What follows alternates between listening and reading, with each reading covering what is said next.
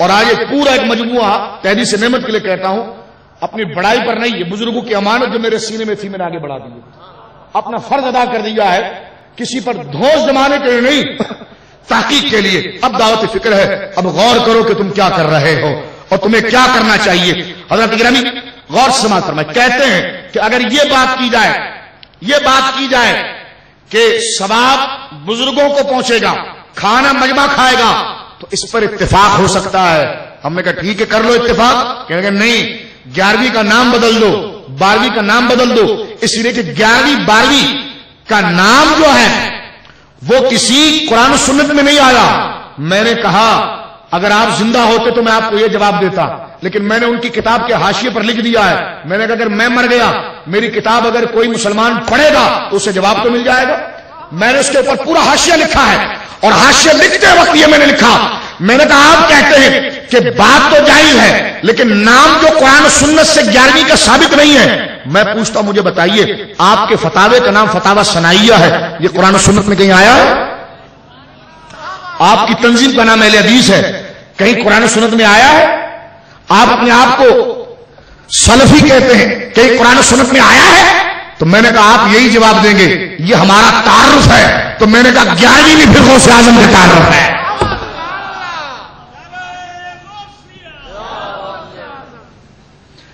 میرے دوستو اسی چیز کو امام احمد رضا فاضل بریلوی نور اللہ مرقدہ نے اسی درد کے ساتھ اپنی کتابوں میں لکھا ہے۔ آپ امام احمد رضا کی جس کتاب کو اٹھا کر دیکھیں، وہ امت کو دعوت فکر دیکھنے کے لیے اور خاص طور پر تمہید ایمان جو مارکیٹ میں ملتی ہے اس کو آپ لے کر پڑھیں، اور جس کو لوگ کہتے ہیں کہ شرک کی مشین چلائی تھی، کفر کی مشین چلائی تھی، توبہ توبہ، اس امام کے سینے کا درد محسوس کریں کہ اس امت سے کتنا درد تھا۔ تمہید الایمان آپ اٹھا کر پڑھ کر دیکھیں حضرات گرامی۔ لہذا آج کا موضوع جو اس حوالے سے بن رہا تھا، میں اس پر آخری ایک بات پیش کر دینا چاہتا ہوں، وہ یہ ہے کہ حدیث رسول ہے من احدث فی امرنا ھذا ما لیس منہ فہو رد۔ حضور نے فرمایا میرے دین میں کوئی نیا طریقہ نکالا جائے وہ بدعت ہے، لیکن یہ بھی عام نہیں ہے، وہ بدعت ہے جو مزاج مصطفیٰ کے خلاف ہو۔ اسی طرح حضور نے فرمایا کل بدعۃ ضلالہ وکل ضلالۃ فی النار، کل بدعۃ ضلالہ، اور پھر شاہ فرماتے وکل ضلالۃ فی النار، کل بدعۃ ضلالہ، ہر نیا کام گمراہی ہے، ہر نئی چیز گمراہی ہے۔ اگر ہر نئی چیز گمراہی ہو جائے گی تو اسلام قیامت تک کیسے چلے گا؟ اس کے تحت تمام محدثین نے لکھا ہے کہ خص منہ بدعۃ الحسنہ، اس سے، اور اگر آپ مشکات اٹھا کر دیکھیں تو اس کے نیچے لکھا الا خص منہ بدعۃ الحسنہ، کہ اس حدیث سے اس نئے طریقے کو خاص کر لیا گیا ہے جو حضور کے مزاج کے خلاف نہیں ہے اور اس کے ذریعے دین آگے بڑھ سکتا ہے۔ تو یہ جو حدیث ہے نا کہ کل بدعۃ ضلالہ، ہر نیا کام حرام ہے جو پڑھا جاتا ہے، یہ عام مفہوم نہیں ہے، یہ خاص ہے، یہ عام مفہوم یہ خاص ہے۔ اس لیے کہ وہ لوگ بھی سیرت کے جلسوں کو جائز کہتے ہیں تو وہ بھی تو نیا طریقہ ہے، وہ حرام کیوں نہیں ہوا؟ وہ لوگ بھی مدرسوں میں سندیں تقسیم کرتے ہیں، وہ بھی تو نیا کام ہے، وہ حرام صدی سے کیوں نہیں ہوا؟ اور وہ لوگ بھی 3 دن کے اجتماع رکھتے ہیں جو حضور کے دور میں نہیں تھا، وہ کل بدعۃ ضلالہ کے اندر کیوں نہیں آیا؟ کل بدعۃ ضلالۃ جو حضور ارشاد فرما رہے ہیں یہ عام نہیں خاص ہے اس بدعت کے لیے جس طرح کے ناچ گانا کر کے دین کی کوئی بات کی جائے، تو وہ نیا طریقہ دین میں نکالنا حرام ہے۔ لیکن ایک نیا طریقہ آ چکا ہے، اس کو معاون بنا کر دین آگے بڑھانا وہ ہمیشہ جائز رہا ہے۔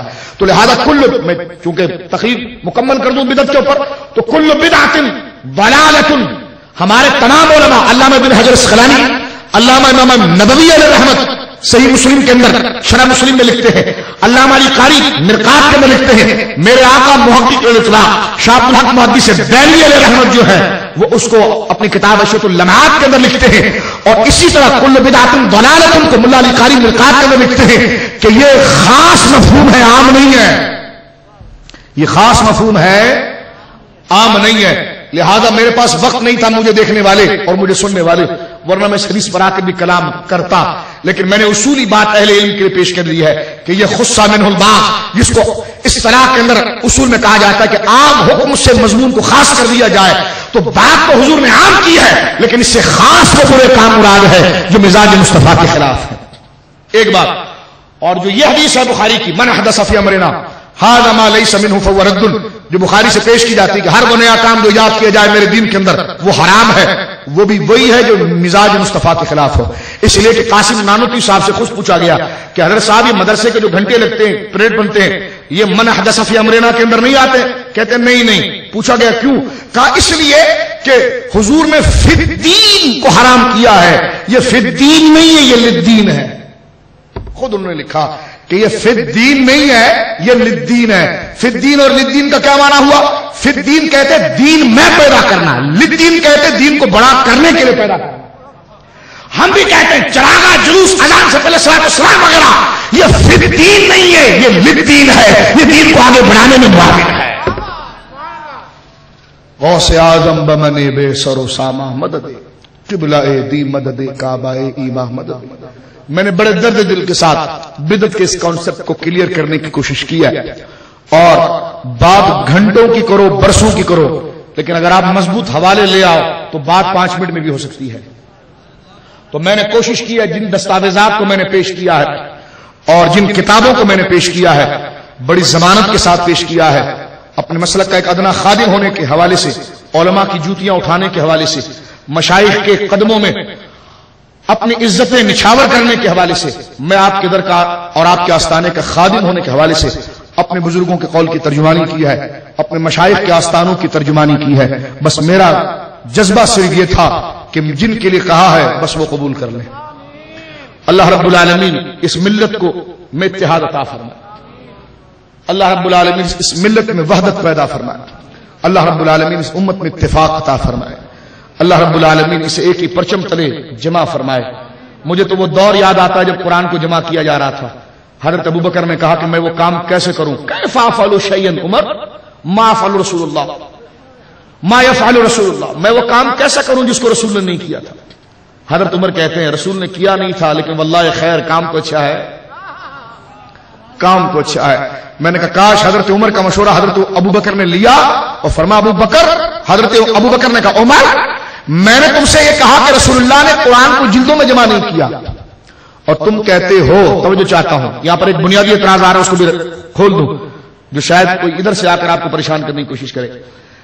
کہ ابو بکر نے کہا رضی اللہ تعالیٰ عمر میں نے تم سے کہا کہ رسول اللہ نے قرآن کو جمع نہیں کیا، میں وہ کام کیسے کروں جو رسول نے نہیں کیا؟ تو انہیں صرف ایک ہی جواب دیا کہ رسول نے نہیں کیا لیکن کام تو اچھا ہے. تو حضرت ابو بکر کہتے تیرے اس جواب سے میرا سینہ کھل گیا، میرا سینہ کھل گیا، لہذا اس کو جائز کہا گیا. مجھے ایک پڑھے لکھے آدمی نے کہا کہ دیکھیں اجتہاد بھی نیا طریقہ ہے لیکن ہم اس کو بدعت نہیں کہتے.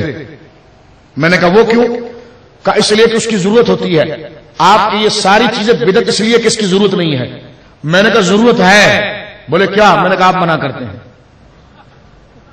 ضرورت ہے آپ منع کرتے ہیں کیونکہ ایک کام اگر جائز ہو، توجہ ہے آپ کی، یہ بنیادی اعتراض ہے.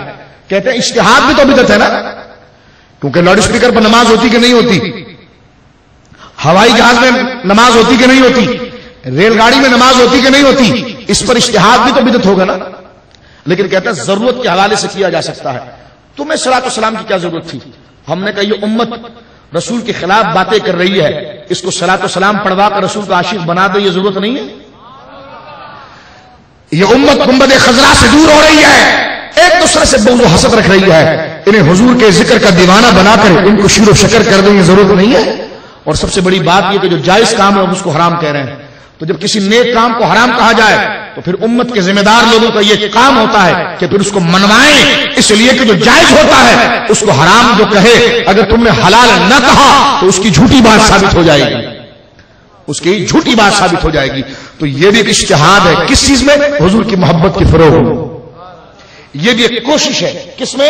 رسول کی محبت کے فروغ میں. لہذا اگر اس کو اجتہاد کہتے ہو تو پھر بھی ہمارے خلاف نہیں ہے، اس لیے کہ یہ ساری اجتہاد کوشش کو کہتے ہیں. ہم بھی کہتے ہیں یہ عرس، یہ ساری چیزیں ایک کوشش ہے اللہ کے پیاروں کی محبت دل میں بٹھانے کے لیے. بس اقبال کے اسی شعر پر میں اپنی تقریر کو ختم کرتا ہوں. کاش اگر ہم اس کو مشعل راہ بنا دیں تو بات ساری پوری ہو جائے گی. کہیں موقع نہیں ملتا، جلسوں میں ایسا موضوع نہیں ہوتا کہ اس قسم کی گفتگو کی جائے، اور نہ ہی وہاں پر مجمع اتنا ذوق اور اہل علم کا ہوتا ہے کہ بات کی جائے. آج اللہ رب العالمین نے یہ موقع دیا، محل بھی تھا، موضوع بھی تھا، وقت بھی تھا، تو میں نے یہ چند باتیں آپ کی خدمت میں عرض کی ہے۔